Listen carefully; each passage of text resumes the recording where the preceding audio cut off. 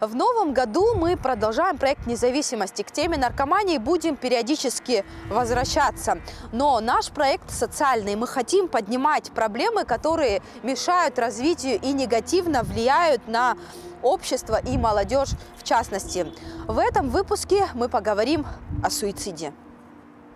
Задумывалась об этом все чаще и чаще и думала, что мне уже, грубо говоря, все равно, как это сделать, лишь бы это произошло. Это не была попытка, чтобы привлечь себе внимание. Я вообще никогда не хотела привлекать этим себе внимание, потому что я даже резалась. Но я очень хорошо это скрывала, мама там ни одного пореза не заметила. Если человек действительно решился покончить с собой, вы этого не увидите.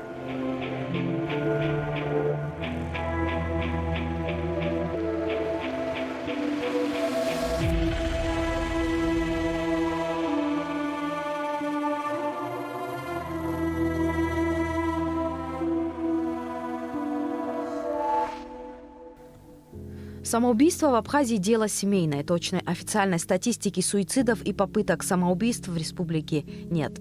Но если еще пару десятков лет назад такая смерть была редким явлением, постепенно суицид не так удивляет и шокирует. Это право выбора или давление общества, безысходность или изменение ценностей, а главное, как помочь человеку, решившемуся на отчаянный шаг.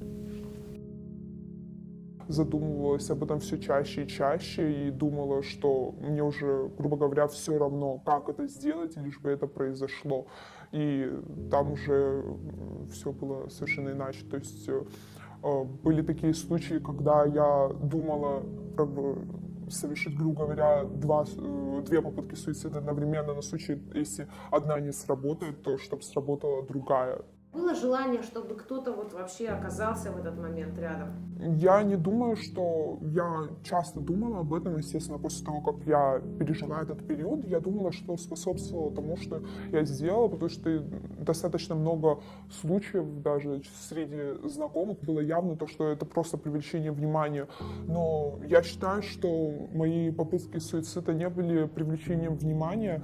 Это было, если уж на 50% именно четкое понимание того, что я не хочу жить, а на другие 50% я так отрывалась на себе, нежели чем на других, грубо говоря. То есть твоя агрессия, она была направлена против себя? Да, именно так.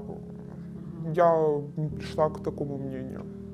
Этой девушке почти 20. Она молода и красива. Ее преследует полное ощущение одиночества. Сегодня девушка пришла на очередной сеанс к психологу.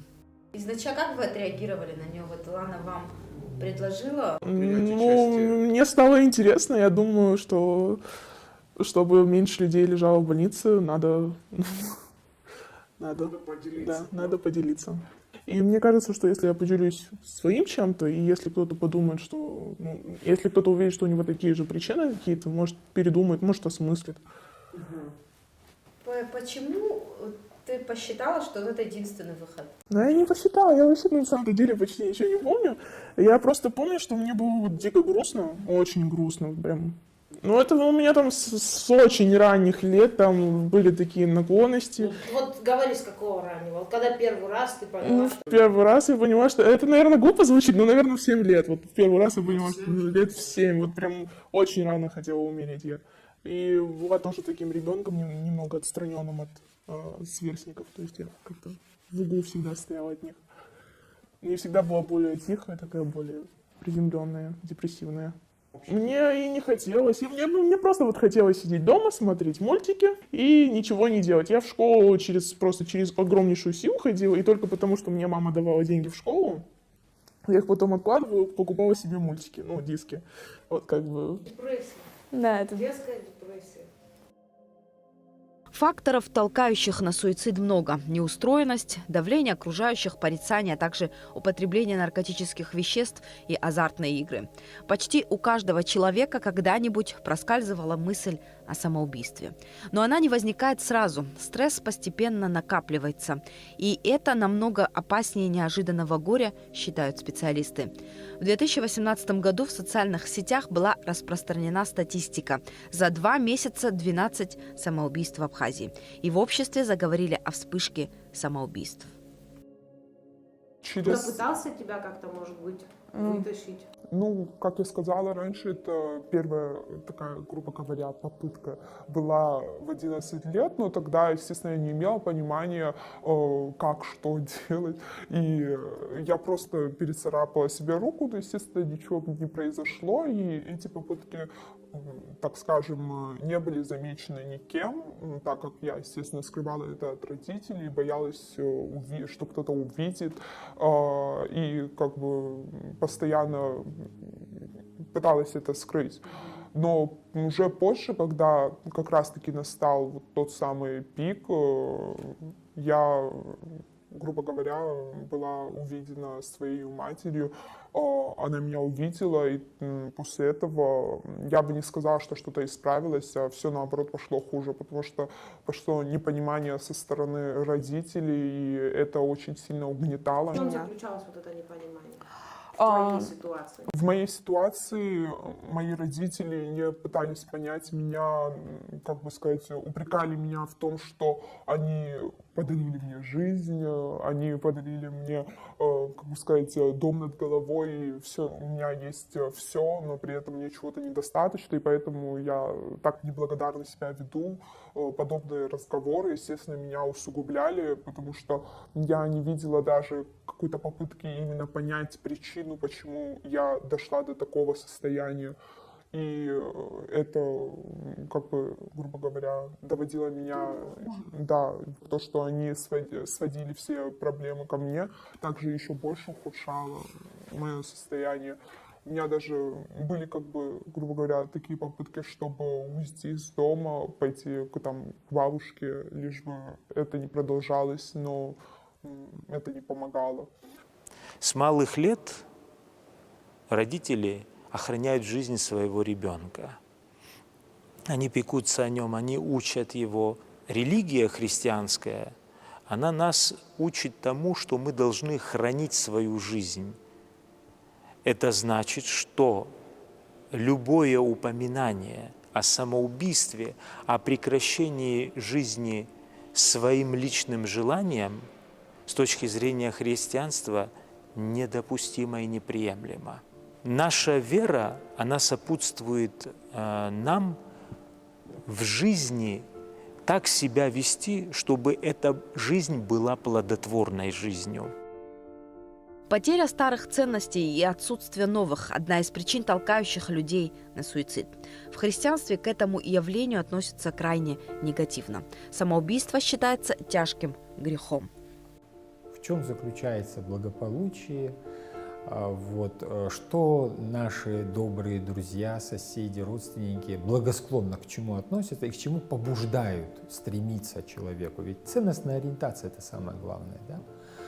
И вот тут мы сталкиваемся с тем, что это исключительно плотские какие-то достижения. Если лет 100 назад это был хороший, красивый конь, хорошая сбруя, хорошая одежда и удаль такая, то сегодня это аналоги те же самые. Сегодня это автомобиль, сегодня это говорят, то есть ничего не меняется, но все это не удовлетворяет душу. То есть человек может стремиться достигать этого, да, может стремиться и не достигать этого благополучия мирского, но и в том, и в другом случае он надрывает и подрывает свои внутренние духовные силы.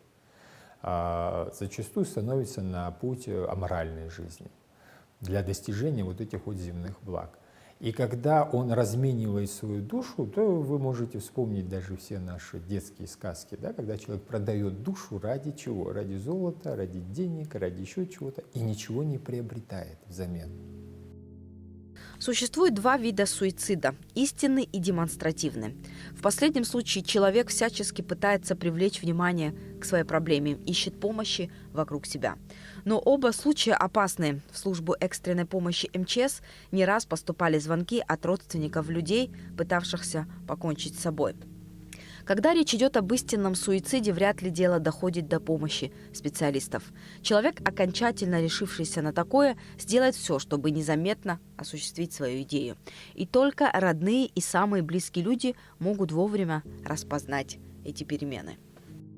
Те, кто не завершил суицид, те, кто еще живы, Ведь они выбирают чаще всего людные места, чтобы их увидели. О чем это говорит? Это говорит о том, что они ждут помощи, они ждут поддержки. Возможно, недостаточно в их окружении они ее получили. И поэтому они ждут их от окружающих, от посторонних людей. Есть люди с психическими заболеваниями, а есть люди, у которых слабость нервной системы. И они находятся в состоянии депрессии, с которой справиться они никак не могут. Но ведь никто не знает, как помочь. Близкие не знают, как помочь. Они пытаются. Но чаще всего мы слышим такие фразы: «Ты справишься с этим сам. Возьми себя в руки, и все будет хорошо». Как он должен это сделать? Как взять себя в руки, если ты все время в угнетенном состоянии? Человека нужно вести через это. А кто может повести, как не специалист? Он ведь не сразу приготовился покончить с собой. Нет. Перед этим очень много факторов, которые можно считывать с человека. Это его любимые вещи. Это один из моментов, который мы можем заметить. Любимые вещи, которые он отдает людям, он им доверяет их. То есть получается, что он подарит вам любимую пластинку и скажет: «Я доверяю тебе, что ты ее не испортишь». То же самое все остальное. Он может подарить невзначай свою машину. И вы не будете понимать, почему он так поступил. Если человек действительно решился покончить с собой, вы этого не увидите. Если он не просит вас о помощи, если он в такой ситуации, с которой для него лично нет выхода, вы его не найдете. Он это сделает. Смотрите, а человек, который однажды уже пошел на это... Никто никогда вам не даст гарантию 100%, Что потом? что он не повторит. Но вы можете помочь ему пережить этот момент. И если вы живете рядом, и если он вам доверяет, вероятно, со следующей своей проблемой он придет опять к вам. И, может быть, тогда второго раза и не будет. У меня не было такого, чтобы мне нужно было любовь и забота. Мне нужно было что-то, я не знаю, что-то, какая-то вспышка, чтобы меня что-то отвлекло от этого. Наверное, что-нибудь. Разозлить, может быть, кого-то или... Ну нет, мне надо было, чтобы... Ну, мне на тот момент мне казалось, чтобы от меня отстали. Мне просто хотелось, чтобы от меня отстали. Ну, там, в плане учебы, вот я плохо училась. В плане... Да во всех планах. Просто хотелось, чтобы отстали от меня. Но мне кажется, и на самом-то деле это почти сделали, но мне кажется, это было немножко... Мне кажется, вот мне надо было куда-нибудь отвезти, чтобы кому-нибудь со мной кто-нибудь поговорил. Вот, психолог какой-нибудь детский.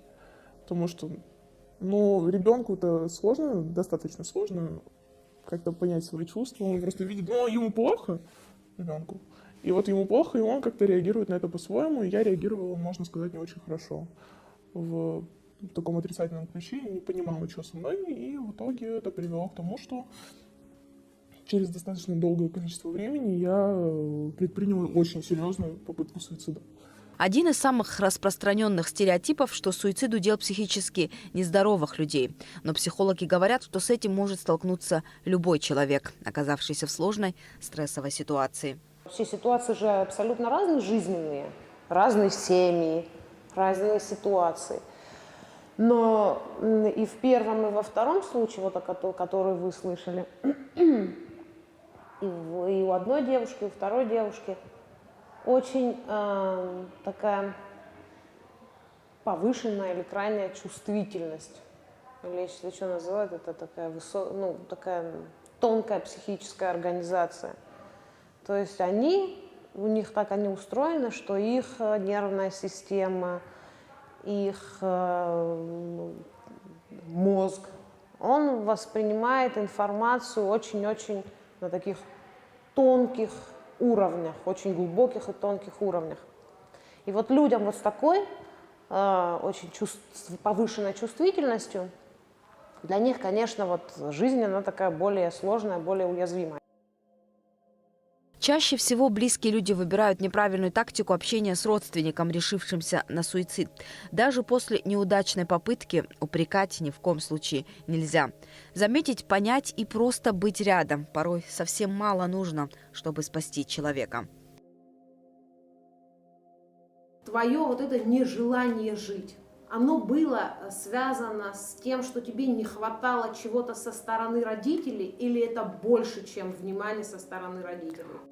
Я думаю, это все было комплексно, и было несколько факторов, которые приводили меня к этому. Вот какие, например? Ну, Вот если вот спросить, почему, что, в общем-то, может заставить человека не хотеть жить? Вот в твоей ситуации это что было? В моем случае в тот момент у меня были проблемы в школе, также проблемы были с друзьями. Проблемы со сверстниками, Да. с непониманием? Да, непониманием, потому что любой человек, который как-либо отличается от массы, он становится как бы... Белой вороной? Ну, грубо говоря, да. И это меня как-то, можно сказать, даже угнетало. Было осознание того, что я не могу найти свое место, и у меня нет поддержки ниоткуда. И я чувствовала себя просто одинокой, можно сказать. Я не могла обратиться за помощью, допустим, к друзьям, потому что у меня их не было, на учебе нигде тоже ничего не было. И семья для человека одно из самых важных, как бы, что есть. И в моем понимании семья — это было место, где как раз-таки меня должны защищать, понимать, и с кем это те люди, с которыми я могу поделиться, что у меня на душе. Но когда в моей семье было такое же отношение ко мне, как и снаружи, грубо говоря, с другими людьми, я поняла то, что я нигде не чувствую себя нужной, защищенной, и это приводило, да, и это заставляло меня задуматься о том, зачем мне жить, если я нигде не могу даже показать себя истину, и мне нужно всегда бояться того, как будут реагировать люди на то, что, допустим, мне там космос нравится, а не то, чтобы сидеть и говорить о том, какой у меня телефон, как я надеваюсь и так далее. И я чувствовала себя какой-то отчужденной, каким-то изгоем, и это каждым разом заставляло меня понимать, что я не вижу какой-либо причины ухватиться за что-то, чтобы жить. Мы говорим о том, что человек это делает в состоянии аффекта. Мы очень часто ссылаемся на эти разные состояния, но церковь не задается вопросом, какова конкретная причина, потому что чаще всего это все связано со страстями. Самая главная проблема человека — это его гордыня и потом вслед за ней тщеславие. Когда человек совершает акт самоубийства, мы говорим грех самоубийства, то это свидетельствует о глубоком внутреннем кризисе, безусловно. Но мы его называем духовным, и мы говорим о том, что это состояние богооставленности. Душа человека, вне зависимости от религиозных взглядов окружающих, семьи, может быть, социума, страны даже, в которой он находится, она сотворена Всевышним. И она не может жить и существовать только в рамках вот этого удовлетворения своих телесных потребностей. Наша задача поставить вот эти духовные барьеры. Это проблема глубоко духовная. Она не просто социальная, она не просто там экономическая. Вот мы все прекрасно знаем, что наиболее благополучные экономические страны, они в первую очередь подвержены вот этой беде. Да? То есть если мы называем там оплотом благополучия, демократии Швейцарию, Финляндию, там еще какие-то страны, то они же являются первыми, которые не защищены. А почему? Желание освободиться от влияния не просто заповедей церковных, но и нравственных, освободиться, сбросить. Вот этот ложный идеал свободного человека, который может делать вот прям все, что хочет. А как же ответственность? Ответственностью является расплата. Когда человек делает все, что он хочет, то вообще теряются смысл его существования, как таковые на земле, и ему не остается ничего, как вот закончить жизнь самоубийством. Как и первая девушка, эта молодая женщина отказывается говорить прямо на камеру. Ее родители также не пришли на нашу встречу, чтобы не сталкиваться со съемочной группой. Но они делают все возможное, чтобы помочь своему ребенку. Большинство же родственников, даже в ситуации, когда чувствуют, что сами не справляются с проблемой, боятся обращаться к психологам и другим специалистам. В вечной гонке главным становится мнение окружающих. Есть попытки, которые там, я таблеток наглотаюсь, но всем понятно, что от таблеток просто так ты не умрешь. Там тут что-то очень серьезное надо выпить, чтобы ты умер. Что-то вот даже с наркотической вот связью надо выпить. А я вот действительно, можно сказать, чудом выжила. Потому что это не была попытка, чтобы привлечь себе внимание. Я вообще никогда не хотела привлекать этим себе внимание, потому что я даже резалась. Но я очень хорошо это скрывала, мама там ни одного пореза не заметила. Я пришла в себя, я увидела вот докторов, и я не помню, что со мной было. Я вот просто помню, что вот свет внезапный, и все как-то расплывчато, размыто, и у меня была мысль, куда я попала. Я не помнила, что я с собой сделала. Мне было страшно, вот, что неужели все, конец? Вот таких мыслей. Смотрите, это было очень даже сложно, потому что это вот, на самом деле, эта депрессия, она была после экзаменов. У нас были достаточно такие длинные экзамены, и это было уже после них. И я помню, что там дней 20 у меня было такое подавленное состояние. Я опять просто сидела, смотрела «Черепашек-ниндзя», пересматривала. И у меня было такое достаточно подавленное состояние, а потом еще что-то накатило, и тут стало еще хуже. Еще хуже стало, и очень грустно было, очень. И я не знаю, мне кажется, в русском языке даже нет такого слова, которое бы описало эту печаль. И в итоге я сделала то, что сделала. Мне кажется, даже у меня просто была цель, и я уже выступление как-то это делала, то есть я не понимала. Мне кажется, хорошо, что мне не получилось себя убить, потому что, мне кажется, я не знаю, мне кажется, у меня Лана в первом занятии сказала, имеет смысл жить. Ну смотри, тебе дал второй шанс. Боженька, я не верю в Бога. Я не знаю, как хочешь. Ну, второй шанс прожить. Ну да, у В меня, твоей ситуации это правда второй шанс прожить. да. Это первая попытка? Единственная? Нет, я это- смотрю, у него были попытки, но эта попытка... Она была очень серьезная. Сильно просто вот, там не вариант было спастись. Но вернуть человека к тому, что жизнь имеет смысл, конечно, можно. Многие путают, Можно. считают это психическим расстройством. Знаете, почему путают? Потому что очень часто суицидальное поведение или суицид, он сопряжен с депрессией. Вот на фоне депрессивного расстройства, на фоне развивающейся, и прогрессирующей депрессии возникают суицидальные мысли. И, суицидальное поведение, попытки суицида. И в связи с этим могут путать и говорить, что, в общем-то, это такое заболевание, которое нужно лечить. Но бывают и ситуативные, которым не предшествует никакая депрессия. Ситуативно это что-то происходит здесь, сейчас, крайне острое, эмоционально очень серьезное, то, с чем человеку очень тяжело справиться. Человек, который живет духовной жизнью, человек, который живет молитвой, имеет опыт молитвы, то есть молитвы я не имею в виду, конечно, зачитывание каких-то зазубренных текстов, молитва как диалога с Творцом, беседы с Творцом. Он каждую первую попавшуюся, залетевшую в голову мысль не будет воспринимать как свою, потому что опыт церкви учит его, учит и тому, что в мире существует и зло, и оно тоже может воздействовать. И человек может черпать силы, самое главное, силы. А человек светский, где он их получит? Молитву он не признает, Творца он не признает. Аскеза для него что-то, вот мы сейчас с вами в период рождественского поста находимся. Для чего мы постимся? Для того, чтобы душа могла управлять телом, а не тело задавать цели для души. Вот. Если всего этого нет, значит человек остается без спасательного круга, без спасательного жилета. Он один на один с проблемой. Вот в моей жизни такой случай был.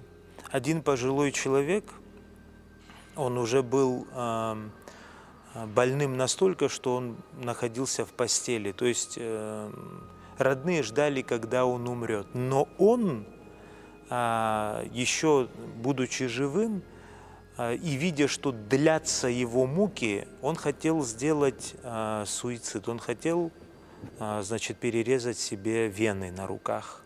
Я молился о том, как мне с ним разговаривать. И вот в общении с ним я его убедил, что то, что он хотел бы с собой сделать, причинит большую боль и страдания его близким, нежели чем он будет, значит, вместе с ними, даже если продлятся эти дни до тех пор, пока он не освободит свою душу от тела, но тем не менее близким будет намного дороже это время провести с ним, нежели чем он сам себя убьет, и они останутся вот в таком состоянии полностью разбитые.